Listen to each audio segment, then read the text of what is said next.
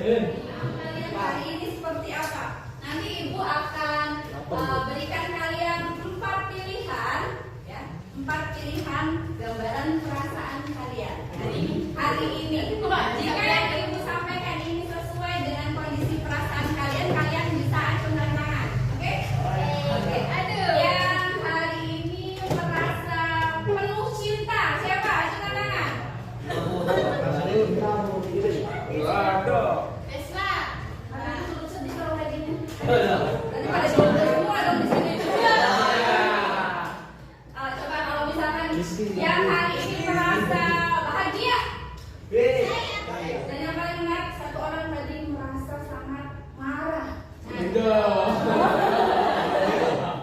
merasa sangat marah. Marah tadi marah. Kenapa jadi merasa marah? Gagal beli baju, Bu. Kenapa? Gagal beli baju. Gagal beli baju katanya. Ada. 12 ya. Nah, itu nanti akan ada kaitannya dengan materi yang akan kita bahas hari ini. Kaitannya ada dengan 12. Nanti mungkin setelah itu pembelajaran hari ini kalian bisa merasa happy meskipun lewat 12-nya ya. Oke, supaya kalian lebih siap lagi ya. Apapun kondisi hati kalian, kondisi perasaan kalian di hari ini, ada yang senang, ada yang sedih, bahkan ada yang marah ya. Tapi kita harus menghadapi semua kenyataan ini dengan semangat ya. Kalian harus bisa menata perasaan kalian. Supaya apa ya? Supaya apa yang menjadi tujuan kalian itu bisa jalan lancar. Harus bisa menata perasaan kalian. Oke? Sebelum kita masuk ke materi ya, kita akan siapkan dulu kelasnya. KM? Bu. Oke, KM. Silakan bisa dibantu untuk berdoa. Sebelum mulai kegiatan, alangkah baiknya kita berdoa di dalam hati mulai. Hari ini kita akan masuk ke materi bab baru ya. Ini materinya tentang konsep manajemen. Jadi materi itu tentang pengertian, kita akan membahas tentang pengertian manajemen serta unsur-unsur manajemen. Kalian pernah dengar istilah manajemen sebelumnya? Pernah? Apa coba? Dwi dulu. Manajemen apa yang kamu tahu? Mengatur, bisa mengatur. Ada lagi? Menyusun, bisa. Apa sih yang disusun? Apa sih yang diatur? Keuangan, oke. Dalam satu kelas ini, apakah kalian sudah melihat sisi manajemen? Ada tidak dalam satu kelas ini? Ada nggak? Tidak ada. Ada nggak? Tidak ada. Oke, kalian bisa lihat ke depan. Tadi ada struktur organisasi kelas. Struktur organisasi kelas. Di situ ada wali kelasnya Pak. KM-nya siapa? Pak Bisa. Coba cuma tangan yang menjadi sekretaris siapa? Ya, Askia ya. Lalu bendahara? Bendahara. Ini kita bisa sebut sebagai bentuk dari manajemen. Kenapa struktur organisasi kelas itu bisa disebut dengan manajemen? Karena ada urusan atau untuk kegiatan mengatur. Siapa sih yang mengatur? Wali kelas. Mengamanatkan kepada siapa? Kepada ketua kelas untuk mengatur kelas 10 MIPA 2. Lalu di situ ada bendahara. Bendahara tugasnya apa bendahara? Hitung duit. Berarti itu ada mengatur ya? Mengatur uang masuk. Disebut apa biasanya? Kas ya? Uang kas. Untuk apa sih uang kasnya? Dicatat tidak? Tidak. Kebutuhannya apa saja? Uang yang pengantar saja ya. Jadi supaya kalian lebih paham tentang materi manajemen, Ibu akan menampilkan video tentang konsep manajemen. Kalian bisa perhatikan video tersebut. Kalau ada hal yang penting, kalian bisa catat di buku kalian masing-masing. Konsep manajemen. Apa yang kalian ketahui tentang manajemen? Dalam kehidupan sehari-hari, kita tidak terlepas dari kegiatan manajemen.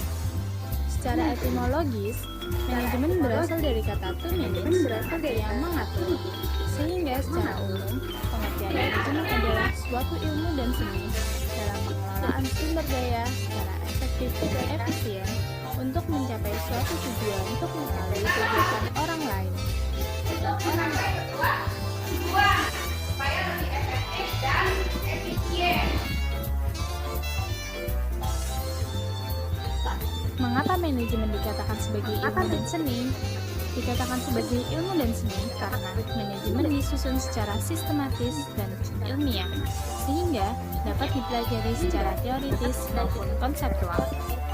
Dan dikatakan sebagai seni karena terdapat keindahan dalam mengatur sumber dayanya. Lalu, mengapa manajemen harus mengelola sumber daya? Karena sumber daya terbatas, maka sumber daya harus dikelola secara efektif dan efisien. Efektif berhubungan dengan tercapainya tujuan dan efisien berhubungan dengan optimalisasi sumber daya yang terbatas. Mengapa manajemen harus mencapai tujuan? Karena sebuah tujuan menentukan untuk apa organisasi atau perusahaan itu didirikan. Dan mengapa melalui kegiatan orang lain? Karena kegiatan manajemen tidak dapat berjalan hanya dengan seorang diri, sehingga harus melibatkan orang lain dengan adanya koordinasi antara pelaku manajemen. Prinsip 5W plus 1H dalam manajemen. What, why, who, where, when, dan how. What, apa yang diatur? Bagian yang diatur ialah unsur-unsur manajemen yang dikenal sebagai 6M. Ini unsur manajemen ya. Atau manusia. Dalam manajemen diperlukan manusia dalam hal menjalankan kegiatan manajemen. Karena peran SDM sangat penting dalam hal pencapaian tujuan organisasi. Kedua, money atau uang. Uang merupakan darah bagi suatu Unsur organisasi. manajemen yang kedua ada money atau uang. Organisasi sulit untuk berjalan bahkan untuk berkembang. Yang ketiga, metode atau metode atau cara kerja. Tercapaiannya suatu tujuan tergantung pada cara pelaksanaannya. Apakah menggunakan cara kerja yang baik sehingga mempermudah jalannya pekerjaan sehingga tujuan akan mudah tercapai. Ini M yang ketiga. Mesin. Peralatan mesin metode. dalam hal membantu pekerjaan manusia untuk mencapai tujuan. Penggunaannya sangat tergantung pada manusia dalam mengoperasikannya. Yang kelima, material atau bahan baku. Bahan baku merupakan input yang harus diolah untuk menciptakan produk untuk mencapai tujuan. Yang keenam, market atau pasar. Setelah menjadi produk akhir atau output, maka produk akhir tersebut harus dipasarkan untuk mendapatkan suatu tujuan. Misalkan, mencari keuntungan dari produk yang dijual. Why? Kenapa harus diatur? Karena untuk mendayagunakan unsur-unsur manajemen tersebut, saling mengintegrasikan dan mengkoordinasikan untuk mencapai tujuan. Supaya mencapai tujuan jadi harus dikoordinasikan. Adalah pemimpin dengan wewenang kepemimpinannya melalui instruksi atau persuasi agar unsur manajemen dapat terstruktur dan terarah sesuai dengan tujuan. Pemimpin di sini berupa pemimpin kerja operasional, manajer, maupun direktur. Where? Di mana tempat mengaturnya? Tempat mengatur ialah di suatu organisasi, baik yayasan maupun perusahaan. When? Kapan waktunya mengatur? Mengatur sesuai dengan urutan dan tahapan yang telah direncanakan. How? Bagaimana cara mengaturnya? Untuk mengatur suatu organisasi ini menggunakan fungsi-fungsi manajemen yang dikenal dengan POA. Planning, organizing, evaluating, dan controlling. Tadi sekilas materi tentang pengertian manajemen dengan unsur-unsur manajemen ya. Tadi ada berapa unsur?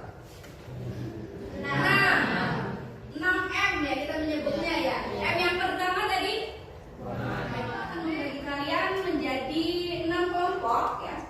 Silakan kalian duduk dengan kelompoknya masing-masing. Untuk kelompok 1 dari absen 1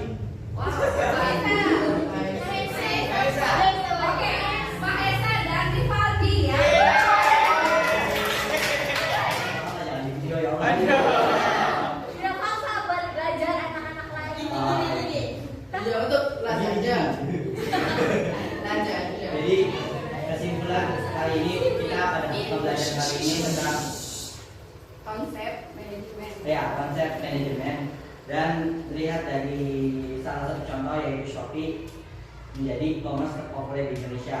Yang pertama karena aspek marketnya itu besar, menyasar muda, terus lagi melakukan kolaborasi dengan artis dan memberikan banyak promo juga. Nah, itu yang ya, Marisa lanjutkan.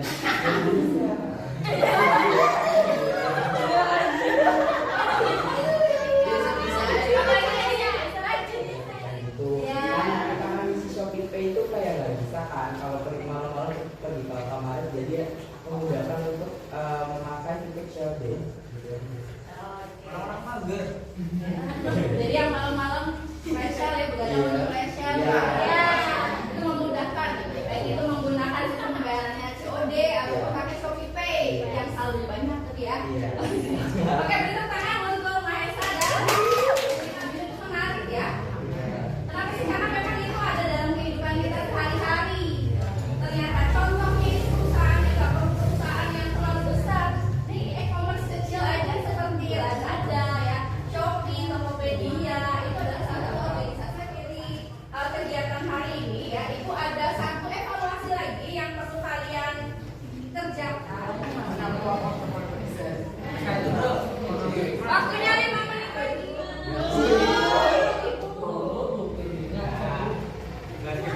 Berapa siswa lagi yang belum? Oke, sudah selesai semua. Kita sudah selesai pembelajaran hari ini. Nanti kalian bisa mempersiapkan materi untuk pertemuan kita minggu depan ya. Berkaitan dengan tadi yang tadi kalian tanyakan tentang POA, tentang fungsi-fungsi manajemen ya. Nanti setelah ini kalian bisa pelajari materi